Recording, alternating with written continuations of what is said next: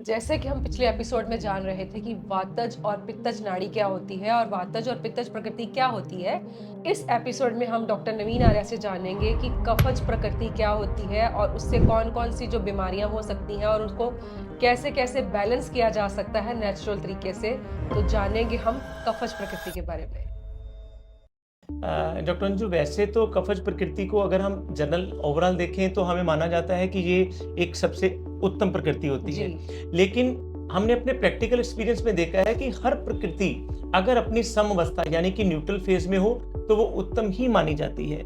लेकिन अगर हम आज बात कर रहे हैं कफ की, कफ का मतलब है वाटर, पानी, तो जिसमें थोड़ी सी तासीर ठंडी होती है उन लोगों को कफज प्रकृति के अंदर माना जाता है। ये लोग थोड़े से नॉर्मल वेट से हैवी होते हैं, थोड़े फैटी या obese कैटेगरी में भी आ सकते हैं, लेकिन इनका शरीर भरा हुआ होता है, स्थूल होती है इनकी। एग्जैक्टली। और इनके लिए एक वर्ड आता है मेरे ख्याल से जिसको कहते हैं मदमस्त हाथी की चाल। मतलब चलते भी हैं तो बहुत स्लो मोशन में चलते हैं, धीरे धीरे मस्ती में अपना काम करते हैं, हरी में बिल्कुल भी नहीं रहते हैं और बिल्कुल भी पैनिक, मतलब जितना आम आदमी होता है नहीं होते हैं, बहुत कूल रहते हैं, अपनी मर्जी से काम करते हैं। आपने बिल्कुल ठीक कहा। इनकी चाल भी स्लो होती है, इनका बोलने का तरीका भी स्लो होता है, इनका खाने का तरीका भी स्लो होता है और अल्टीमेटली इनकी डाइजेशन भी स्लो होती है जी। एक और चीज इनके बारे में ये जल्दी से वेट पुट ऑन कर लेते हैं शायद। एग्जैक्टली। ये तो हम जब डिजीज की बात करेंगे उसके बारे में चर्चा करेंगे। लेकिन इन लोगों की एक और चीज बड़ी खासियत होती है कि इनका वेट आमतौर से जल्दी नहीं कम होता है। जैसे वात और पित्त के बारे में हमने इसी पॉइंट को एक्सप्लेन किया था। इनका जितने मर्जी एफर्ट कर लें, इनका वेट का प्रोपोर्शन जो गिरता है वो वात और पित्त के मुकाबले में काफी कम होता है जी। एक चीज और इसमें होती है कि जैसे ये बहुत ज्यादा पार्टी लविंग पर्सन्स नहीं होते हैं, देर से दोस्ती बनाते हैं। लेकिन सबसे खासियत ये है कि देर से दोस्ती बनाने के बावजूद भी इनकी जो कंपनी है, जो दोस्ती है, जो फ्रेंडशिप है, लंबे समय तक चलने वाली होती है।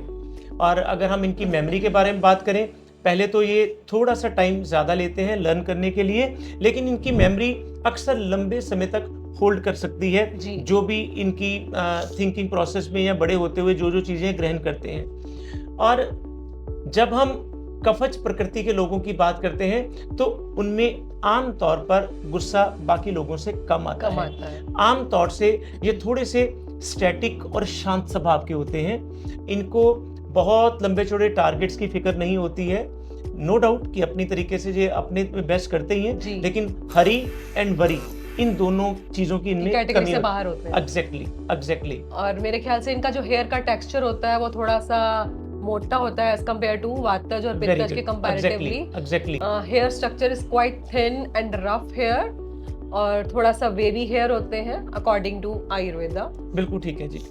और जब हम इन लोगों की डाइट के बारे में बात करते हैं, ये लोगों को हमेशा एक चीज याद रखनी चाहिए जो भी कफज प्रकृति के हैं। कफज प्रकृति वाले व्यक्ति का वेट जल्दी लूज नहीं होता है। इसलिए कोई भी ऐसी चीज जिसको हम अक्सर अपनी बाकी वीडियोस में भी बताते रहते हैं, रील्स में भी बताते रहते हैं कि जो चीजें पचने में भारी हों वो इनको कम लेनी चाहिए जी। तो इसलिए इन लोगों के लिए वो चीजें जो कफ शामक होती हैं, जैसे हमारे घरों में एक बहुत अच्छी चीज है जो लगभग हम हर घरों में सेवन करते हैं, अदरक का। अदरक एक बहुत अच्छा कफ शोषक होता है। वो हमें सलाद के रूप में, सब्जियों के रूप में जरूर लेना चाहिए।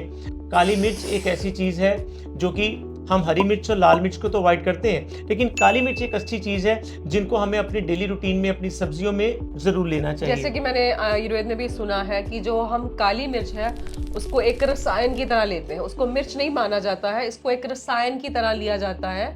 तो काली मिर्च को डे बाय डे इंक्रीज करते हुए आयुर्वेद में 100 तक इसको बढ़ाने का भी प्रावधान है। तो उसको एक बहुत अच्छा रसायन माना जाता है काली मिर्च को। इसी तरीके से पिपली भी है जिसको मगा बोलते हैं, मगा भी बोलते हैं, इसको लॉन्ग पेपर भी बोलते हैं। ये भी हमारे लिए एक बहुत अच्छा स्पाइस है जो कि यूज कर सकते हैं। आजकल जब हम कोई चीज अंग्रेजों से सीखते हैं तो वो हमारे दिमाग में ज्यादा अच्छे तरीके से बैठती है।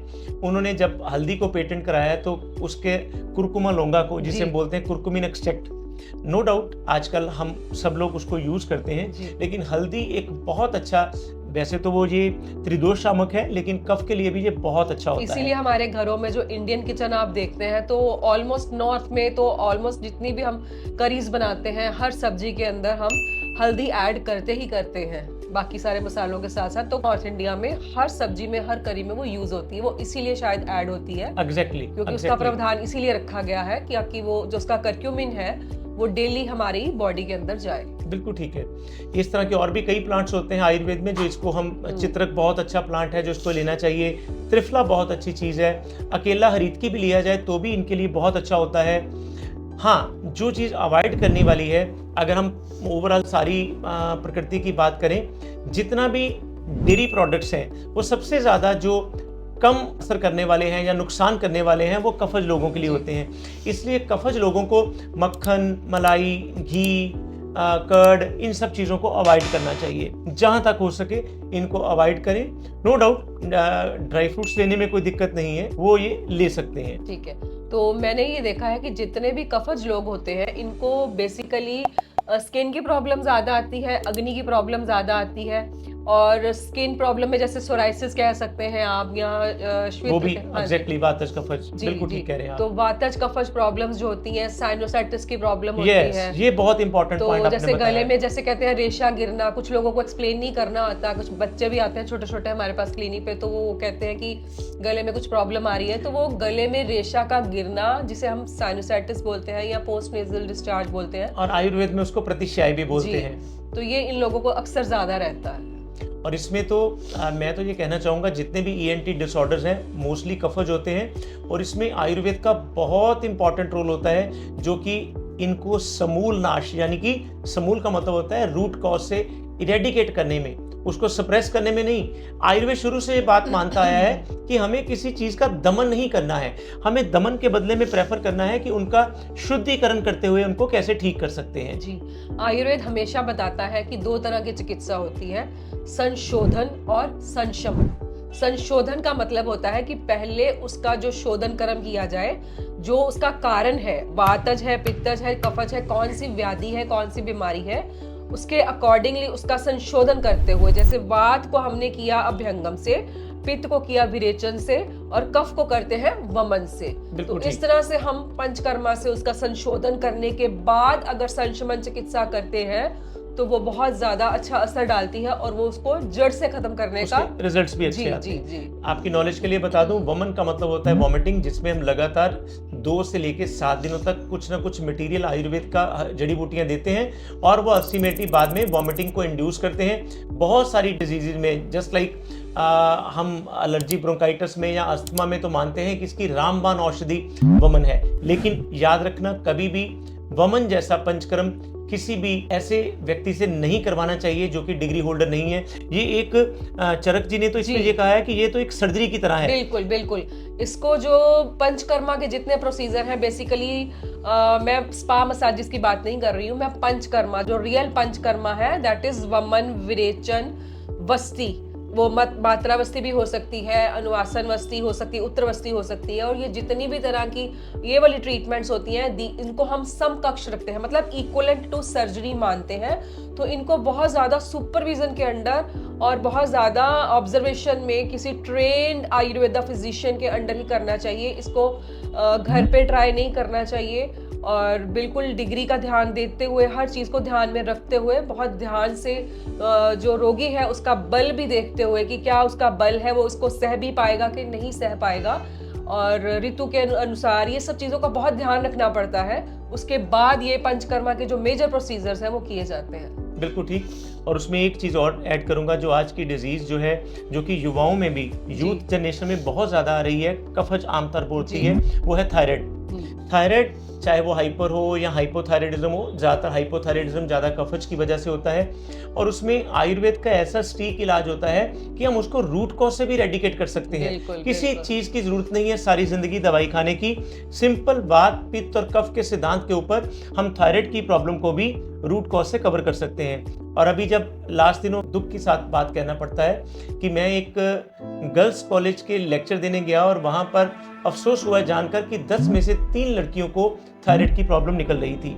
और उसका कारण, क्योंकि वो हमारा भी ज़्यादा विषय नहीं है, लेकिन गलत लाइफस्टाइल और गलत डाइट स्टाइल, और उस सब में कफज की अधिकता होने की वजह से भी ये प्रॉब्लम आती है। अब हम बात करेंगे इसके लिए योगासन के लिए।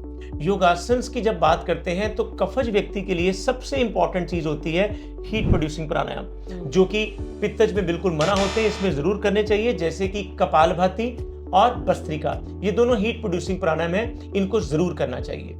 और कुछ ऐसी आप हर्ब्स बताएंगे जो कफज व्यक्ति के लिए हम एज अ सप्लीमेंट या रूटीन में अगर उनको लेते रहें तो उससे थोड़ा फायदा हो सकता है?